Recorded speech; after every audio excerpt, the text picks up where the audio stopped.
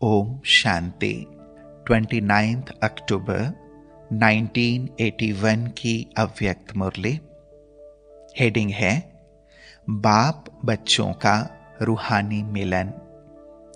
अति मीठे मीठे अव्यक्त बाप दादा अपने अति मीठे मीठे बच्चों के प्रति बोले, रूहानी बाप रूहानी बच्चों से मिलन मना रहे हैं। यह रूहानी मेला सिर्फ आप बच्चे ही मना सकते हो। एक बाप से एक ही समय यह मेला मना सकते हो। आप सभी दिवाली का मेला मनाने आए हो। मेले में एक होता है मनाना, दूसरा एक दो से मिलना, तीसरा कुछ लेना कुछ देना और चौथा खेलना। आप सभी ने भी यह चार ही बातें की। मेले में तो आए, लेकिन मनाना अर्थात सदा अविनाशी उत्साह भरी उमंग भरी जीवन में सदा रहने का दृढ़ संकल्प करना। यह रूहानी मेला मनाना, अविनाशी उत्सव मनाना एक दो दिन के लिए नहीं, संगम युग है ही सदा का उत्सव अर्थात उत्साह बढ़ाने वाला। तो दिवाली गई नहीं, लेकिन दिवाली है। नया वर्ष सदा के लिए है, हर घड़ी आपके लिए नहीं है। जैसे नए वर्ष में उसी दिन विशेष नए नए वस्त्र, नया नया श्रृंगार, नया उमंग और विशेष खुशी का दिन समझते हुए सबको बधाई देते हैं, मुख मीठा कराते हैं, वैसे आप रूहानी बच्चों के लिए संगम युग का हर दिन सर्व को बधाई देने का है और सर्व का सदा के लिए मुख मीठा करने का है। ऐसे सदा उत्साह में रहना और औरों को भी उत्साह दिलाना। सदा मुख में मीठा बोल, यह है मुख मीठा होना। और औरों को भी मीठे बोल द्वारा मीठे बाप की स्मृति दिलाना, संबंध में लाना, यह है मीठा मुख कराना। तो सदा मुख मीठा है। मीठे बोल की मिठाई सदा आपके मुख में है और सदा औरों को खिलाते रहते हो। हर दिन श्रेष्ठ स्थिति अर्थात हर दिन अपने में नवीनता धारण करते रहते हो। सेकंड बीता और नई स्थिति। जो एक सेकंड पहले स्थिति थी, वह दूसरे सेकंड चढ़ती कला की अनुभूति के कारण सदा श्रेष्ठ व नई होती है। तो स्थिति धारण करना अर्थात नए वस्त्र धारण करना। सतयुग में तो स्थूल में सदा नई ड्रेस पहनेंगे। विश्व महाराजन व राज्यवंशी पहनी हुई ड्रेस नहीं पहनेंगे। तो यह संस्कार यहां से राज्य अधिकारी आत्माओं के भरते हैं। हर समय की नई स्थिति और हर समय बाप दादा द्वारा ज्ञान विज्ञान द्वारा नया श्रृंगार हो रहा है। जैसे सबसे ज्यादा संपत्तिवान सदा नया नया श्रृंगार करेंगे, तो सर्वश्रेष्ठ संपन्न बाप आप श्रेष्ठ संपन्न बच्चों को रोज नया श्रृंगार करते हैं ना। तो रोज नया वर्ष हो गया ना। नए वस्त्र, नया श्रृंगार, नया उत्सव अर्थात उत्साह और सदा मुख मीठा। निरंतर ही मुख में मीठेपन की मिठाई। इसलिए बाप भी रोज क्या बोलते हैं? बच्चों ने कहा मीठे मीठे बच्चे। यह तो पक्का याद है ना। बाप भी मीठे मीठे बच्चे कहते और बच्चे भी क्या कहते? बच्चों ने कहा मीठे मीठे बाबा। तो मुख में क्या हो गया? तो रोज का नया वर्ष हो गया ना। नया वर्ष तो क्या, नई घड़ी हो गई। तो इसी प्रकार मनाया या उत्सव गया और उत्साह भी गया। ऐसा अल्पकाल तो नहीं मनाया ना। यहां रूहानी मेला अर्थात अविनाशी मेला। दूसरी बात मनाने के लिए मिलना। तो रूहानी मिलन व मिलन करना अर्थात मिलना अर्थात बाप समान बनना। यह सिर्फ गले मिलन नहीं, लेकिन गुणों से मिलन, संस्कारों से मिलन। मिलना अर्थात समान बनना। इसीलिए ही संग के रंग का गायन है। ऐसे रूहानी मिलन मनाया, वह सिर्फ एक दो में हाथ मिलाया व गले मिलाया। गुणों का मिलन व संस्कारों का मिलन यह तो सदा काल का है ना, रोज मिलन मनाना है। तो चेक करो, मेले में आए तो ऐसा मिलन मनाया। तीसरी बात, लेना और देना। लौकिक रीति से भी किसी मेले में जाएंगे तो पैसा देंगे और कोई चीज लेंगे, कुछ ना कुछ लेते जरूर हैं, और लेने से पहले देना तो है ही। तो इस रूहानी मेले में भी हर समय कुछ लेते ही हो, बाप से सदा लेते हो। एक दो में भी सदा हर एक की विशेषता व गुणों को लेते ही हो। लेते हो ना सदा? जब लेते हो अर्थात स्वयं में धारण करते हो, तो जब विशेषता धारण करेंगे उसके बदले साधारणता स्वतः ही खत्म हो जाती है। गुण को धारण करते हो तो उस गुण के धारणा की कमजोरी स्वतः ही समाप्त हो जाती है। तो यही देना हो जाता है। तो गुजरात वालों ने लिया और दिया, लेना और देना किया। तो यह लेना और देना भी हर समय चलता ही रहता है और चलता ही रहेगा। हर सेकंड लेते हो और देते हो, क्योंकि लेने से देना बंधा हुआ है। तो देने में भी फ्राक दिल हो या कंजूस हो, फ्राक दिल हो ना। और देते भी क्या हो, जिससे मजबूर हो वही चीज देते हो। बाप आते ही तब हैं जब सब बच्चे बिल्कुल खाली हो जाते हैं, न तन की शक्ति, न मन की, न धन की। तन की शक्ति से खाली, इसका यादगार शिव की बारात कैसी दिखाई है। और मन की शक्ति की समाप्ति की निशानी सदा की पुकार की यादगार है, रोज पुकारते रहते हैं ना। धन से खाली की निशानी, अभी देखो जो थोड़ा बहुत सोना भी रहा है उसके ऊपर भी सदा गवर्नमेंट की आंख है, डर डर के पहनते हैं। अगर धन है भी तो नाम क्या है? काला धन। जितना बड़ा धनवान नाम का, उतना 90% ब्लैक मनी होगी। तो नाम का धन रहा या काम का? तो जब सब तरफ से खाली हो जाते हो, सिर्फ सुदामे के सूखे चावल रह जाते हैं, तब बाप आते हैं। तो सूखे चावल खाने से तो नुकसान हो जाएगा। सिर्फ चावल देते हो, वह भी सूखे, और लेते क्या हो? सर्व गुण, सर्व शक्तियां, सर्व खजाने, 36 प्रकार से भी ज्यादा वैरायटी। तो लेना हुआ या देना हुआ?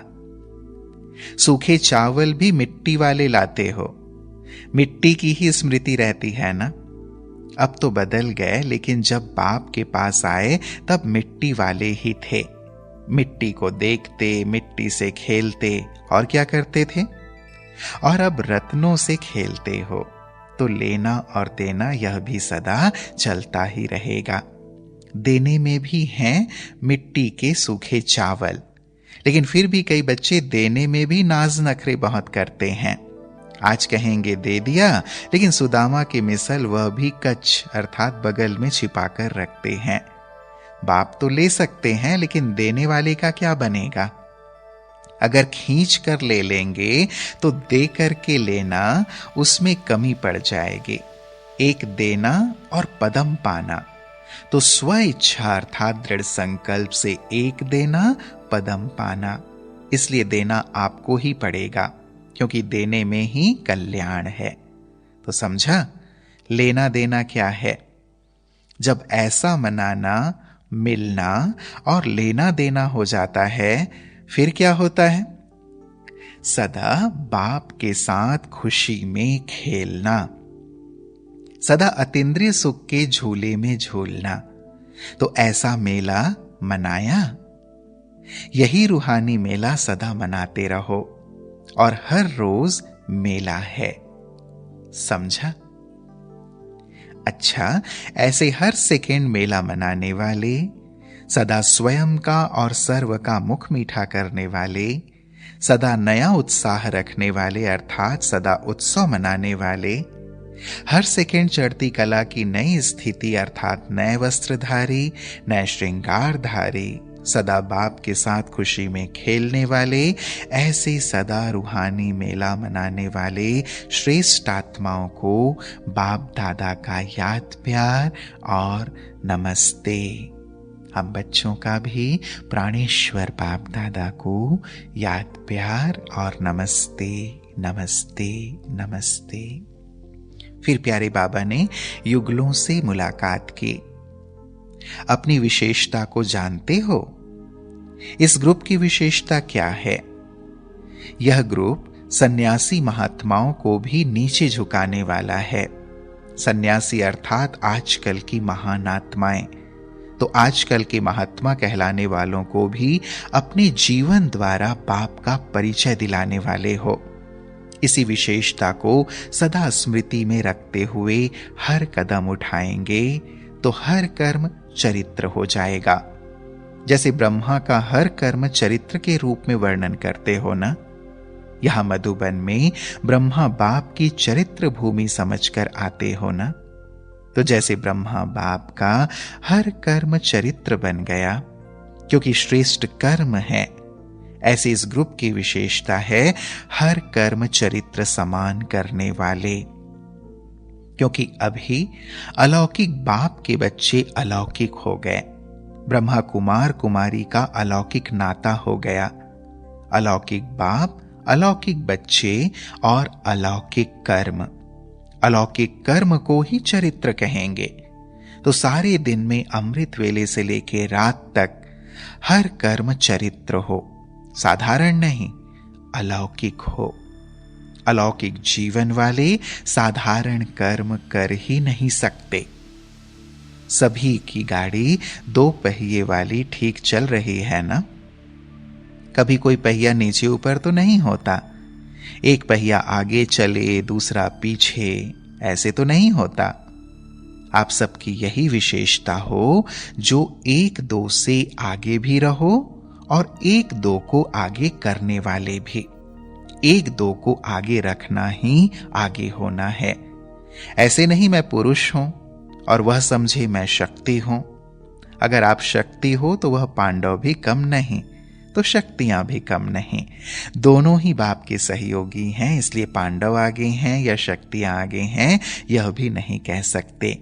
शक्तियों को ढाल इसीलिए कहते हैं क्योंकि वह अपने को बहुत समय से नीचे समझती हैं, इसलिए नशा चढ़ाने के लिए आगे रखा है।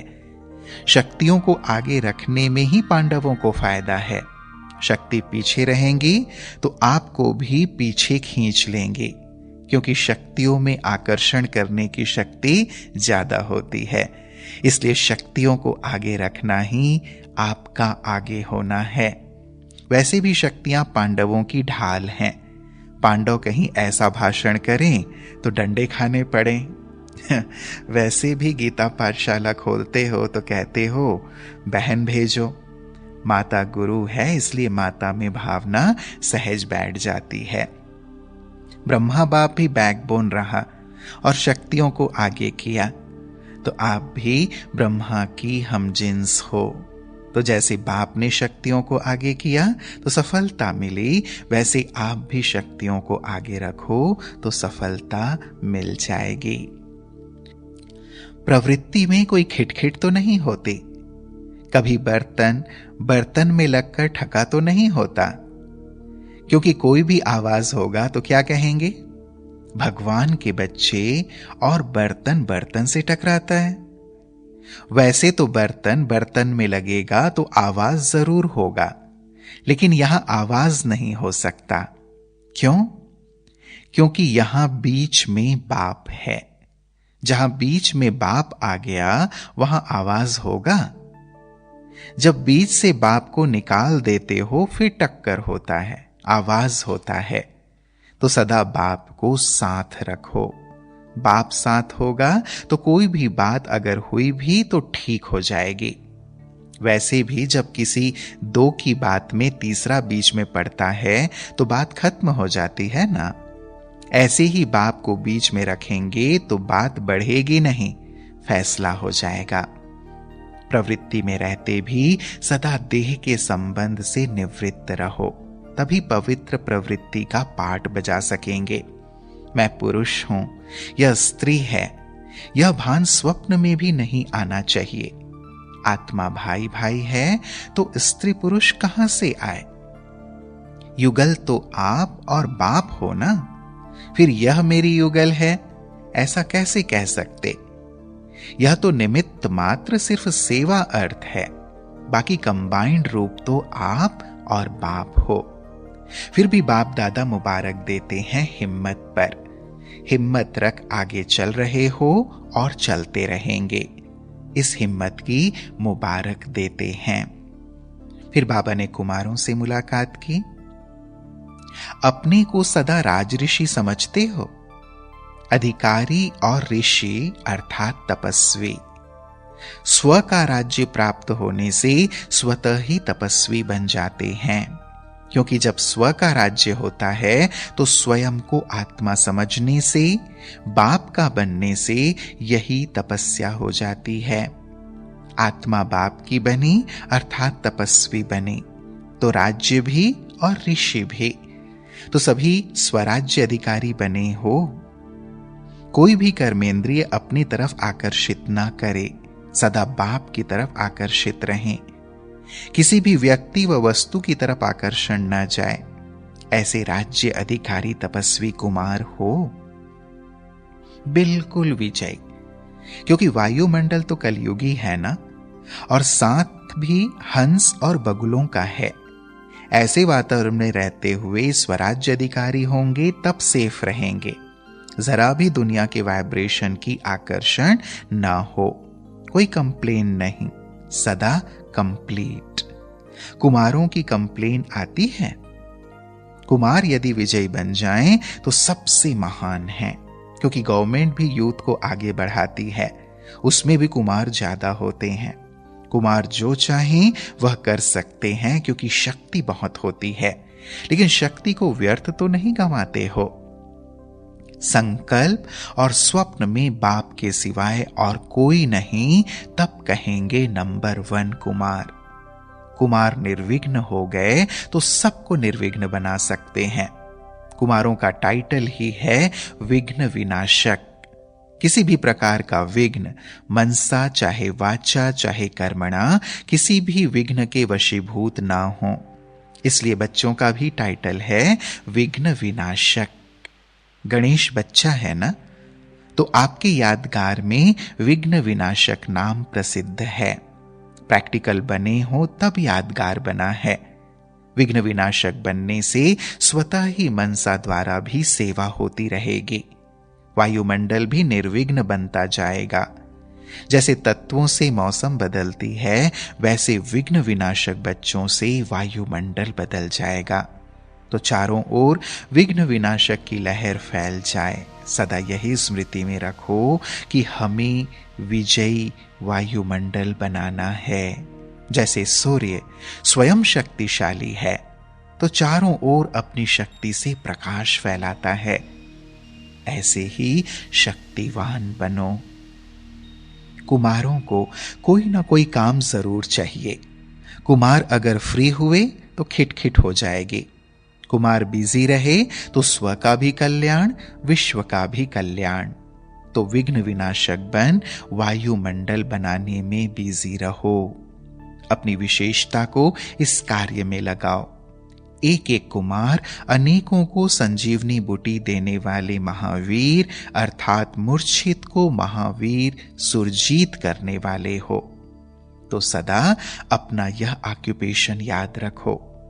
जैसे लौकिक ऑक्यूपेशन नहीं भूलता, ऐसे यह अलौकिक ऑक्यूपेशन भी सदा याद रहे। संगम युग पर बाप द्वारा जो भी टाइटल मिले हैं, उनकी स्मृति में रहो।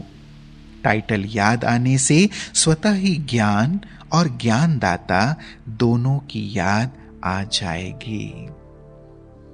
अच्छा, फिर बाबा ने कुमारियों से मुलाकात की। कुमारियों को देखकर बाप दादा बहुत हर्षित होते हैं। क्यों? क्योंकि एक एक कुमारी अनेकों को जगाने के निमित्त बनने वाली है, तो कुमारियों के भविष्य को देख करके हर्षित होते हैं। एक एक कुमारी विश्व कल्याणकारी बनेगी, परिवार कल्याण वाली नहीं, विश्व कल्याण करने वाली। अगर कुमारी गृहस्थी हो गई तो परिवार कल्याणकारी हो गई, और ब्रह्मा कुमारी बन गई तो विश्व कल्याणकारी हो गई। तो क्या बनने वाली हो? वैसे भी देखो, कुमारियों का भक्ति काल के अंत में भी पूजन होता है, तो लास्ट तक भी इतनी श्रेष्ठ हो।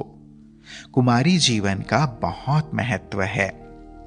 कुमारियों को ब्राह्मण जीवन में लिफ्ट भी है। कुमारियां कितना जल्दी सेवा केंद्र की इंचार्ज बन जाती हैं। कुमारों को देरी से चांस मिलता है। कुमारी अगर रेस में आगे जाए तो बहुत अपने को आगे बढ़ा सकती है। एक कुमारी अनेक सेवा केंद्रों को संभाल सकती है। ड्रामा अनुसार यह लिफ्ट गिफ्ट की रीति से मिली हुई है, मेहनत नहीं की है। कुमारियों की विशेषता क्या है? कुमारी जीवन अर्थात संपूर्ण पावन। अगर कुमारी जीवन में यह विशेषता नहीं तो उसका कोई महत्व नहीं। ब्रह्मा कुमारी अर्थात मनसा में भी अपवित्रता का संकल्प ना हो तभी पूज्य है, नहीं तो खंडित हो जाती है, और खंडित की पूजा नहीं होती। तो इस विशेषता को जानती हो। इतनी सब कुमारियां सेवाधारी बन जाएं तो कितने सेंटर खुल जाएं। बाप दादा किसी को लौकिक सेवा छोड़ने के लिए भी नहीं कहते, लेकिन बैलेंस हो। जितना जितना इस सेवा में बिजी होती जाएंगी तो वह आपे ही छूट जाएगी।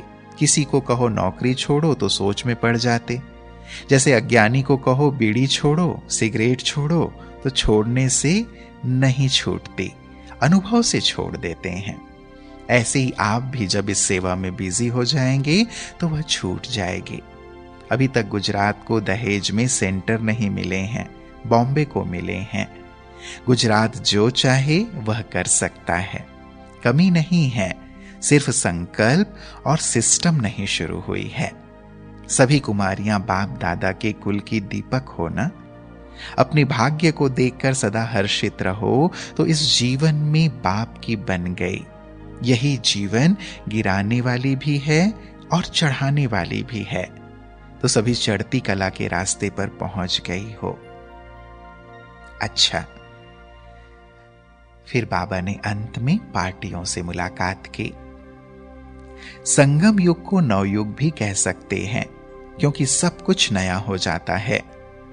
नवयुग वालों की हर समय ही हर चाल नई, उठना भी नया, बोलना भी नया, चलना भी नया, जिसको कहते हैं नया अर्थात अलौकिक। नई तात, नई बात, सब नया हो गया ना। स्मृति में ही नवीनता आ गई। जैसी स्मृति वैसी स्थिति हो गई। बातें भी नई, मिलना भी नया, सब नया। देखेंगे तो भी आत्मा, आत्मा को देखेंगे। पहले शरीरधारी शरीर को देखते थे, अब आत्मा को देखते हैं। पहले संपर्क में आते थे तो कई विकारी भावना से आते थे, अभी भाई भाई की दृष्टि से संपर्क में आते हो। अभी बाप के साथी बन गए, पहले लौकिक साथी थे। ब्राह्मणों की भाषा भी नहीं, आपकी भाषा दुनिया वाले नहीं समझ सकते। सिर्फ यह बात भी बोलते हो कि भगवान आया है तो भी आश्चर्य खाते हैं, समझते नहीं, कहते हैं यह क्या बोलते हो। तो आपकी सब बातें नहीं हैं, इसलिए हर सेकंड अपने में भी नवीनता लाओ। जो एक सेकंड पहले अवस्था थी वह दूसरे सेकंड नहीं, उससे आगे। इसी को कहा जाता फास्ट पुरुषार्थ। जो कभी चढ़ती कला में, कभी रुकती कला में, उनको नंबर 1 पुरुषार्थी नहीं कहेंगे। नंबर 1 पुरुषार्थ की निशानी है हर सेकेंड, हर संकल्प चढ़ती कला। अभी 80% है तो सेकेंड के बाद 81%। ऐसे नहीं कि 80 का 80 ही रहे। चढ़ती कला अर्थात सदा आगे बढ़ते रहना। ब्राह्मण जीवन का कार्य ही है बढ़ना और बढ़ाना। आपकी चढ़ती कला में सर्व का भला है। इतनी जिम्मेवारी है आप सबके ऊपर। अच्छा, ओम शांति।